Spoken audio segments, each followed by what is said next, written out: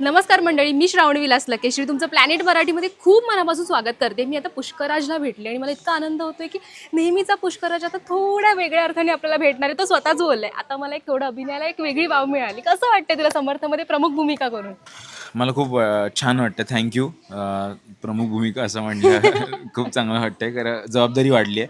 मला वाटतं जबाबदारीने काम करणं खूप गरजेचं आहे हो. आणि वेगळी भूमिका असं सगळेजण म्हणतात, पण माझ्या वाट्याला आता वेगळे भाव दाखवायला मिळालेत असं मला वाटतं, की पुष्कराजमध्ये दडलेले वेगवेगळे भाव आत्तापर्यंत लोकांनी त्याला उड्या मारताना हो. बघितलंय, खूप मस्ती मजा मस्ती करतात. मज्जा करताना बघितलेलं आहे, मैत्री दाखवताना बघितलेलं आहे.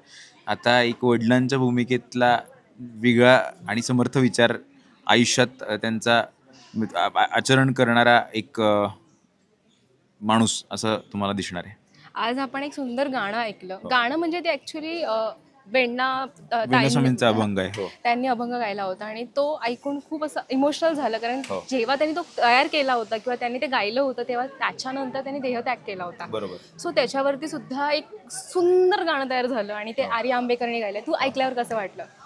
मी मगाशी म्हणलं सुद्धा, तू ऐकलं असेल तर, मला प्रचंड मला भरून आलं होतं, कारण मला माहिती नव्हतं की हे असं इतकं इतकं आर्त गाणं होणार आहे. मी रवींद्र सर म्हणजे आमचे जे निर्माते आहेत आणि जे खूप उत्तम रामकथाकार आहेत आणि प्रवचन करतात आणि समर्थ विचार लोकांपर्यंत पोहोचण्यासाठी ते प्रचंड प्रयत्न करतात. त्यांनी वेण्णास्वामींची गोष्ट आम्हाला सांगितली होती आणि वेण्णास्वामींची गोष्ट ऐकून त्यांनी बंध विमोचन राम हे गाणं अभंग त्यांनी तो रचला आणि तो अभंग गायला आणि त्यानंतर त्यांनी मंडिसचा देहत्याग केला. तर ती मोमेंटच खूप जास्त भावनिक होती. पण त्याबरोबर या गाण्याला जे केदार सरांनी संगीत दिलेलं आहे आणि आर्यानी ज्या पद्धतीने गायलंय, तर आज खरोखर भरून आलं होतं. आणि सगळेच जण आपण असं मुक्तीच्या मागे असतो किंवा असं वाटतं की कशातून तरी आपण बंधनात अडकलो कुठलं तरी आणि त्यातनं स्वातंत्र्य आपल्याला हवं असतं. म्हणजे काही लोकांना नोकरीतनं हवं असतं, काही लोकांना प्रत्येकाला त्यागायचा असतो असं नाही. पण पण एक चेंज हवा असतो थोडासा. हां, स्वतंत्र म्हणजे बंधन जे जे वाटत असतं ना आणि कोंडल्यासारखं जे वाटत असतं ना, त्यातनं मुक्त करणारा काहीतरी भाव निर्माण झाला आता.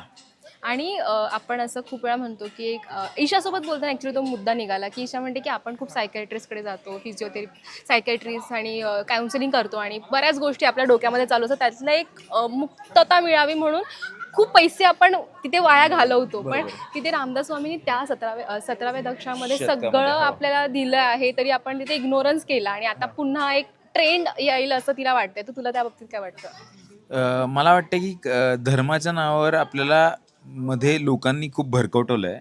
म्हणजे कुठल्याही धर्मामध्ये द्वेष सांगितलेला नाही आहे. कुठल्याच संतांनी इतरांचा द्वेष करावा असं सांगितलेलं नाही आहे.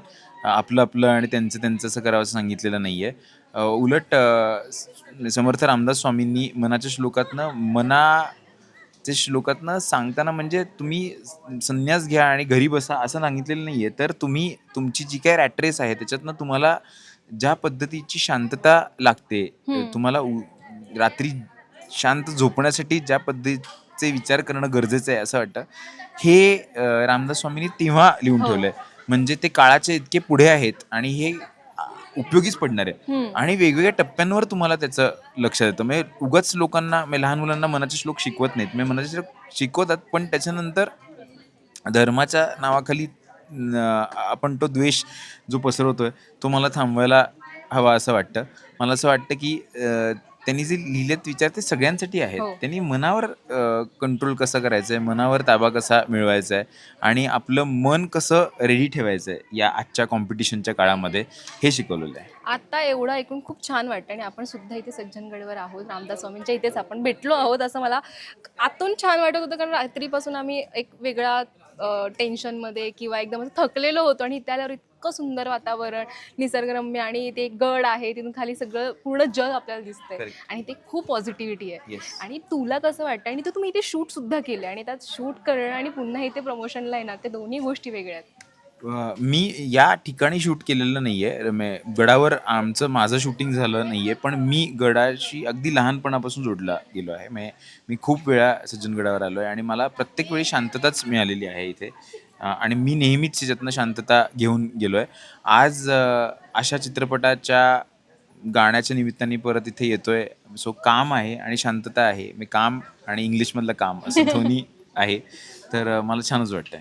पण जाता आता प्रेक्षकांना काय सांगशील? कारण आता तुझे सगळे प्रेक्षक सुद्धा इथे तुला भेटले आणि तुला भेटून सगळे सांगतात की आम्ही नक्की तुमचा चित्रपट बघू आणि ते समोर ऐकणं आणि इंस्टाग्रामवरती कमेंट्समध्ये बघणं दोन्हींमध्ये पण फरक असतो. तर हे कसं वाटतंय तुला? मला अत्यंत महत्त्वाचं वाटतं की प्रेक्षक नक्कीच आपल्याला इथे सज्जनगडावर पण तू बघतेस की लोक येऊन सांगतात की आम्हाला चित्रपट नक्की बघायचा आहे. तर हा समर्थ विचारांचा चित्रपट आहे, पण हा नात्यांचा चित्रपट आहे आणि हा मनोरंजन करणारा चित्रपट आहे.